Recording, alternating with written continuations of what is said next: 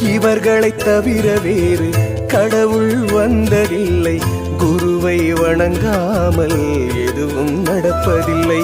ஸ்தூலமாய் வந்த குரு தேகத்தின் மீதுதானே, ஸ்தூலமாய் வந்த குரு தேகத்தின் மீதுதானே கோவிலை கட்டி வச்சாங்க. ஞான தங்கமே உண்மையை யார் மதிச்சாங்க?